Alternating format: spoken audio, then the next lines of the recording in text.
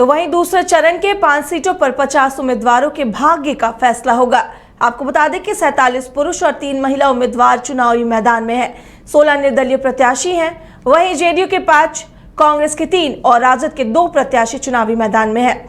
किशनगंज में 12 प्रत्याशी हैं, कटिहार में 9 प्रत्याशी, पूर्णिया में 7 प्रत्याशी, बांका में 10 प्रत्याशी, भागलपुर में 12 प्रत्याशी हैं। वहीं दूसरे चरण में कुल 9,322 मतदान केंद्र भी बनाए गए हैं। इसी को लेकर चुनाव आयोग ने पूरी तैयारी कर ली है और कल यानी कि 26 अप्रैल को दूसरे चरण का चुनाव बिहार के 5 लोकसभा सीटों पर होगा।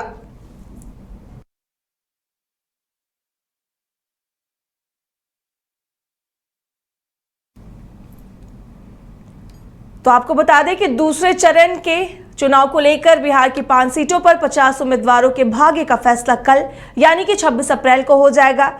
और जिस लोकसभा के दूसरे चरण के चुनाव में 47 पुरुष उम्मीदवार वहीं 3 महिला उम्मीदवार चुनावी मैदान में हैं। 16 निर्दलीय प्रत्याशी हैं और इसके साथ ही जदयू के 5, कांग्रेस के 3 और राजद के 2 प्रत्याशी चुनावी मैदान में हैं।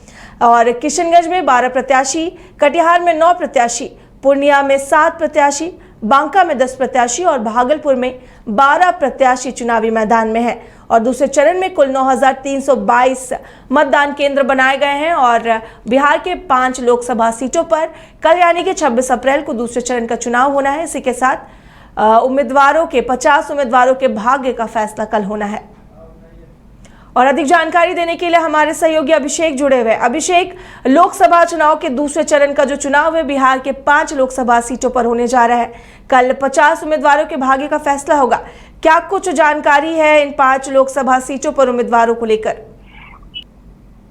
काजल, जो 5 लोकसभा क्षेत्र में कल चुनाव होने हैं और वहां पर सबसे महत्वपूर्ण सीट अगर माना जाए तो हॉट सीट बन गया है पूर्णिया में पप्पू यादव के निर्दलीय प्रत्याशी होने के बाद काफी जो राजनीतिक गर्माहट है काफी तेज हो गई है। और लगातार 3 दिनों तक तेजस्वी यादव जो है वो पूर्णिया में कैंप किए हुए थे और वो लगातार कह रहे थे, यहाँ तक उन्होंने कह दिया अपने भाषण के दौरान कि लड़ाई में सिर्फ इंडिया और एनडीए गठबंधन है, ना कि कोई और है। अगर आप सीमा भारती जो राजद के उम्मीदवार है उनको अगर वोट नहीं करते हैं तो आप सीधे एनडीए के उम्मीदवार को वोट कर दीजिए, लेकिन किसी और को वोट मत कीजिए। जिससे समझा जा सकता है कि पप्पू यादव को हराने के लिए तेजस्वी यादव कितनी मेहनत कर रहे हैं। और राजद की साख पूर्णिया की सीट पर दांव पे लग गई है कि अगर पप्पू यादव जीते ना जीते, लेकिन अगर तीसरे नंबर पर आरजेडी के उम्मीदवार अगर आ जाती है बीमा भारती तो भी राजद के लिए बहुत कहेंगे नुकसान की बात होगी और एक मैसेज जाएगा कि पप्पू यादव ने राजद के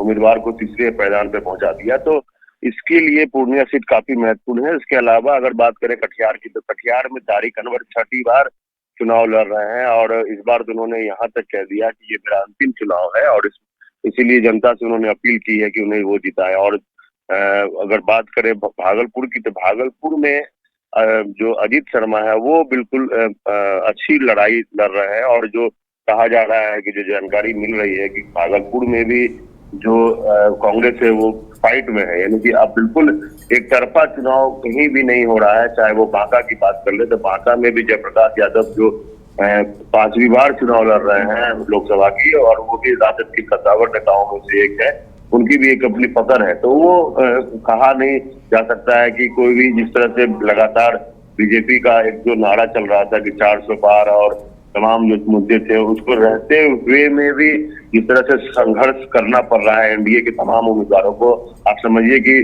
जिस नीतीश कुमार भी 6 दिन तक कैंप करके 5 लोकसभा क्षेत्रों में लगातार चुनाव प्रचार किया और रोड शो तक किया। तो काजल, काफी महत्वपूर्ण है कल का जो 5 सीट है उस पर किस तरह से वोटिंग परसेंटेज होता है। और चुनाव आयोग के लिए भी चुनौतीपूर्ण है कि वो अपने पिछले 2019 के जो लोकसभा चुनाव में जो प्रतिशत रहा है वोटिंग का उसको बढ़ा पाती है नहीं। काजल जी अभिषेक, बिल्कुल जैसा कि आप बता रहे थे कि पहले चरण में मतदान प्रतिशत में जो कमी आई उसके बाद चुनाव आयोग का एक बड़ा फैसला है। हम अपने दर्शकों को जरूर बताना चाहेंगे कि पहले चरण में मतदान प्रतिशत में आई कमी के बाद चुनाव आयोग का बड़ा फैसला आया है। गर्मी के कारण चुनाव आयोग ने ये फैसला लिया है। दूसरे चरण में 1700 मतदान केंद्रों में मतदान के समय परिवर्तित किए गए और बांका के कटोरिया में 172 मतदान केंद्रों पर 6 बजे तक मतदान होगा। 102 मतदान केंद्रों पर शाम 4 बजे तक मतदान होगा। वहीं बांका के बेलहर में 191 मतदान केंद्रों पर शाम 6 बजे तक मतदान होगा। 146 मतदान केंद्रों पर शाम 4 बजे तक मतदान होंगे और सुबह 7 बजे से मतदान शुरू होगा। 26 वर्षों में 17,000 से अधिक डॉक्टर बना चुका बिहार एवं झारखंड के छात्रों के बीच विश्वसनीय संस्थान गोल। कमाल करते हो जी, बच्चे घूमने की इतनी जिद कर रहे हैं और तुम हो कि तुम्हें फुर्सत ही नहीं मिल रही। अब इतनी गर्मी में जाए तो जाए कहाँ? इस गर्मी में मस्ती और फन का आ गया है परफेक्ट डेस्टिनेशन वाइल्ड वादी, जहाँ है water park, bird park, flower park, trampoline park, amusement park, 250 feet लंबा जिप लाइन और क्रिकेट स्टिमुलेशन का खूबसूरत नजारा। वाइल्ड वादी, 10 माइल चौक, रांची। वाइल्ड वादी यानी अनलिमिटेड फन और अनलिमिटेड मस्ती।